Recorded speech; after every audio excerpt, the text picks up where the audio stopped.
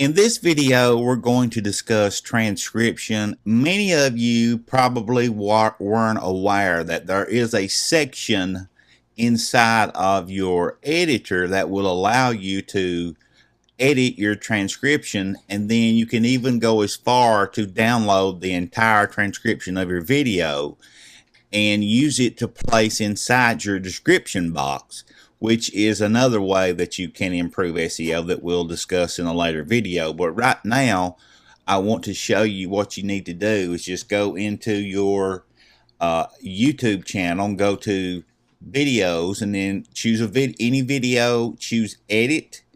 And after you choose edit, you will get these options that appear here at the top of the page on my screen.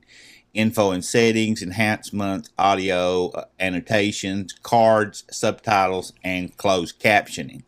You want to choose subtitles and closed captioning. And once you get that, then it's inside here where you're going to be able to actually edit the actual transcription. Now, I have English on here several times because I have edited this video several times in the making of this video. So what we're going to do, you'll probably just see the automatic beside yours because that's the one that YouTube has automatically created for you. Now I'm going to click the one right under it because this is the one that I have just created, and as you can see here, my introduction looks a lot different from the introduction that you see on the automatic one. You see they have something here, have a do on there, and it says theme YouTube. They've had problems understanding what I was saying. So that's very important when you are talking about SEO, because if they don't have the proper or correct terminology in your transcription, then it's not going to rank as well. So you want to be sure when you are creating the video to use the keywords in your transcription or in the making of your video at least 4 to 6 times. Don't use it any more than that, because if you do, they're going to consider you are keyword stuffing and you'll be penalized and not rank as well. So all you have to do once you get this pulled up is you can click play, and I'm going to turn this down very low.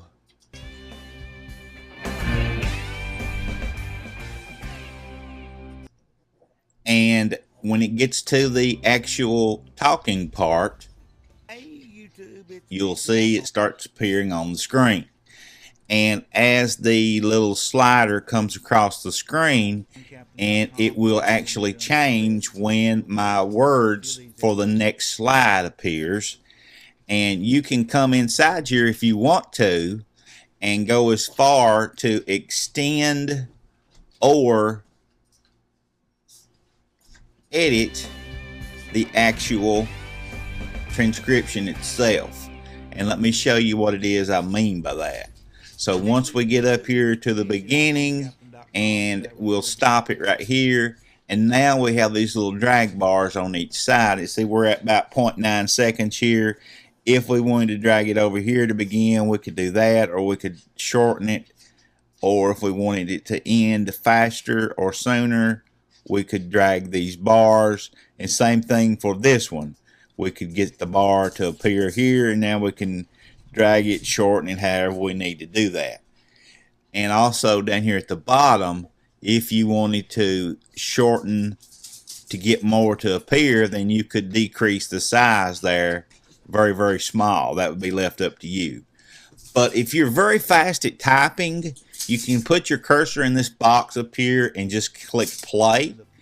And as you are typing, it will actually pause the video.